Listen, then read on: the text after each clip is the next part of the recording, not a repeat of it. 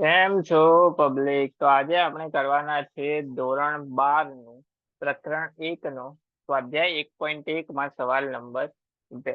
તો જોઈએ તમારી એનસીઈઆરટી ટેક્સ્ટબુકમાં કયો સવાલ આપેલો છે. તો સવાલ કંઈક આવો આપેલો છે, સાબિત કરો કે વાસ્તવિક સંખ્યાઓના ગણ આર આપણને આપેલો છે વાસ્તવિક સંખ્યાનો ગણ પર આધારિત અહીંયા સંબંધને શું લખ્યો છે એસ, આર પણ લખી શકાય. એસ બરાબર એ બી વચ્ચે સંબંધ છે. શેનો સંબંધ છે? A less than or equal to શું થવું જોઈએ? બી સ્ક્વેર થવું જોઈએ. આ આપણને વિધેય આપેલું છે.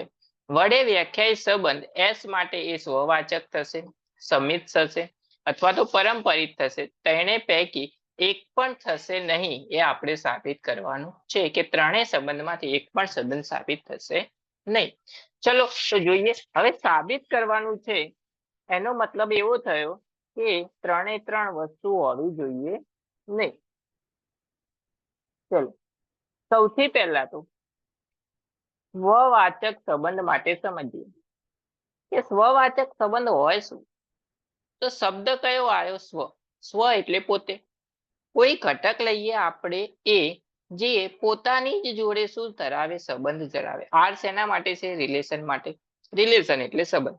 એનો સંબંધ કોની જોડે હોય? એની જ જોડે હોય. એટલે પોતાની જ જોડે પોતાનો સંબંધ હોય. હવે જુઓ કે અહીંયા શું થશે? આપણને ગણ કયો આપેલો છે? આર. તો આર માંથી આપણે કિંમતો લેવાની છે. ચલો આપણે એક કિંમત લઈએ 1 અને એક લીધી એટલે પોતાની જ સાથે પોતાનો સંબંધ એટલે 1 1 આવશે. ચલો એના માટે વિધેય શું હતું આપણા માટે? 1 ઇક્વલ ટુ શું થશે? 1 નો સ્ક્વેર. તો 1 ઇક્વલ ટુ અહીંયા શું થશે? 1 થશે. ચલો અલગ વેલ્યુ લઈએ. આપણે લઈએ 1/2. તો શું થશે? 1/2. તો 1 માટે તો સ્વવાચક થશે, પણ 1/2 માટે શું થશે? ચલો જોઈએ. 1/2 એની જગ્યાએ 1/2, બીની જગ્યાએ પણ એ જ છે તો 1/2 નો સ્ક્વેર. શું થશે? 1/2 less than or equal to શું થશે? અહીંયા શું થશે? 1/2 નો સ્ક્વેર એટલે 1/4. પણ આ વસ્તુ કેવી છે? ખોટી છે. કેમ? કારણ કે 1/2 એટલે શું થાય? 0.5. એ વધારે હોય 1/4 કેટલા થશે? 0.25. તો 0.5 મોટા થશે 0.5 કરતા. તો આ વસ્તુ અહીંયા સાબિત થતી નથી. 1/2 માટે એ ખોટી છે. તો એક ઘટક માટે પણ ખોટી હોય તો સ્વવાચક સંબંધ થાય નહીં. તો આ સંબંધ સ્વવાચક થશે નહીં. ચલો એના પછી જોઈએ બીજું સમિત સંબંધ માટે કે સમિતતાનો સંબંધ સાબિત થશે કે નહીં. સમિતતાનો સંબંધ હોય શું? તો જો એનો સંબંધ બી જોડે હોય તો બી નો સંબંધ પણ એ જોડે થવો જોઈએ. ચલો ઉદાહરણ લઈએ. આપણે ઉદાહરણ લઈએ 1 અને 2. 1 2 બિલોંગ્સ ટુ આર સંબંધમાં છે. એનો મતલબ એવો થયો કે 1 less than or equal to b ની જગ્યાએ શું છે? 2. તો 2 નો સ્ક્વેર શું થશે?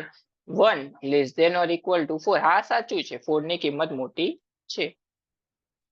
પણ હવે જો આપણે આનું ઊંધું લઈએ તો એ પણ સાચું થવું જોઈએ. ચલો ઊંધું લઈએ તો શું થશે? 2 1. તો શું થશે? તો 2 less than or equal to 1 નો સ્ક્વેર. તો 2 less than or equal to 1 થાય નહીં. આ વસ્તુ કેવી છે? ખોટી. સાચું શું થશે? 1 less than or equal to 2 થશે.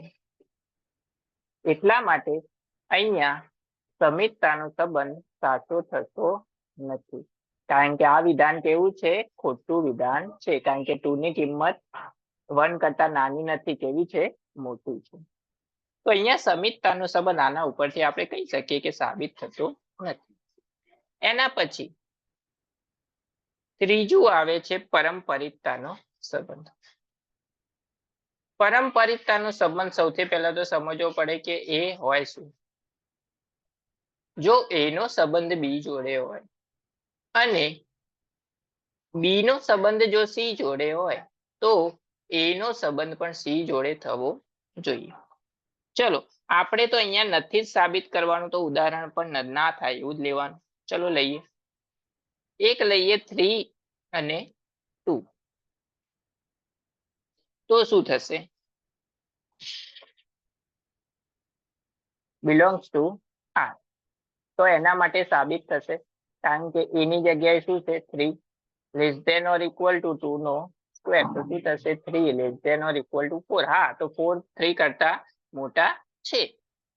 હવે એ જ રીતે બીજું એક્ઝામ્પલ લઈએ 2 અને 1.5 બિલોંગ્સ ટુ આર. કારણ કે અહીંયા 2 જોઈએ તો 2 બી ની કિંમત કેવી જોઈએ? સરખી. ચલો 2 less than or equal to 1.5 નો શું થશે સ્ક્વેર? 1.5 નો સ્ક્વેર આપણે કરીએ તો એ થશે 2 less than or equal to 2.25. તો હા, આ પણ સાચું છે, આ પણ સાચું જ છે. 2.25 એ 2 કરતા મોટા છે. તો હવે 3 અને 1.5 માટે પણ એ વસ્તુ સાચી થવી જોઈએ. ચલો 3 ની જગ્યાએ તો રાખી દીધું 3 less than or equal to, b ની જગ્યાએ શું આવી ગયું? 1.5 નો સ્ક્વેર. તો એ શું થશે? 3 less than or equal to 1.5 નો સ્ક્વેર શું થાય? 2.25. તો આ વિધાન કેવું છે? ખોટું વિધાન છે. કેમ? કારણ કે સાચું વિધાન શું આવશે? 2.25 less than or equal to 3. 2.25 કેવા છે? નાના છે 3 કરતા. તો અહીંયા પારંપરિકતાનો સંબંધ સાચો થતો નથી. જે ત્રણેય વસ્તુ સાબિત કરવાની હતી એ આપણે કરી દીધી ઉદાહરણ લઈને. સ્વવાચક માટે 1/2 લીધું, સમિતતા માટે 1/2 લીધું, અને પારંપરિક માટે પહેલું લીધું 3/2, એના પછી 2 અને 1.5. અને જો એ બંને હોય તો 3 અને 1.5 વચ્ચે પણ સંબંધ હોવો જોઈએ, પણ એ થતો નથી.